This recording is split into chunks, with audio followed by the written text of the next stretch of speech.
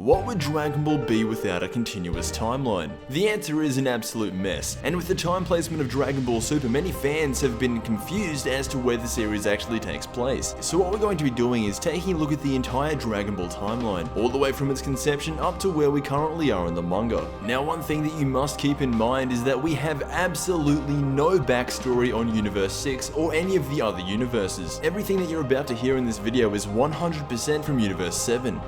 Starting things off, we have the pre-Dragon Ball era. This includes all the events that had happened before Goku's childhood. The first thing said to have ever happened in the Dragon Ball universe was the creation of Majin Buu. As soon as time started ticking in Universe 7, Majin Buu was there as the incarnation of evil. Now, more stuff did happen with Majin Buu, but it's later on down the timeline. The next most notable thing actually has to do with the character known as Zerama. Now, a lot of you may not know who Zerama actually is. Zerama is the original creator of the Super Dragon Balls. He made the Super Dragon Balls 37,000 kilometers in diameter and spread them across both Universe 6 and 7.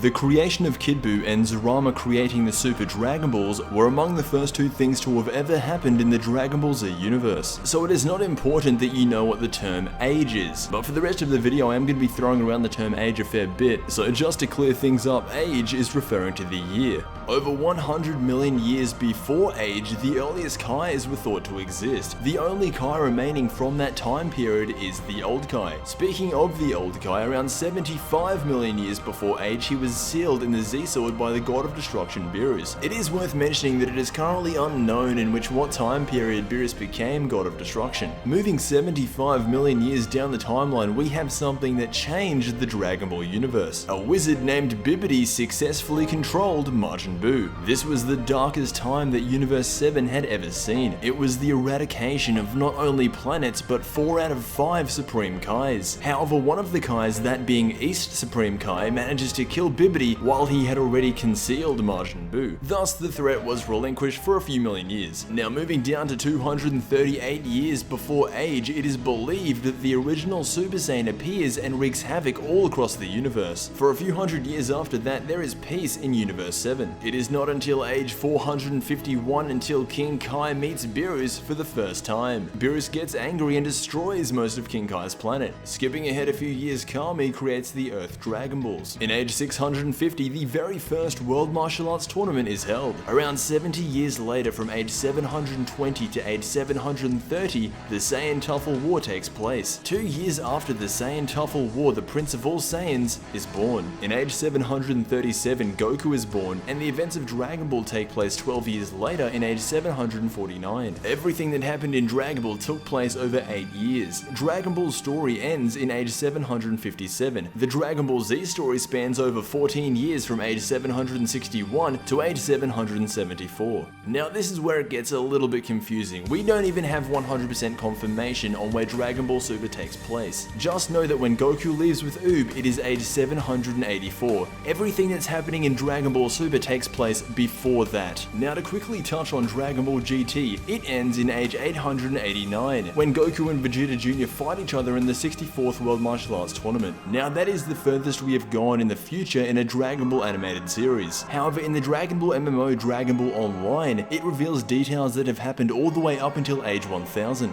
Now, I don't know if this is canon or not, but some of it is pretty cool. For example, in age 801, Goku goes missing. Realizing his death is imminent, he wants to have a final battle with Vegeta.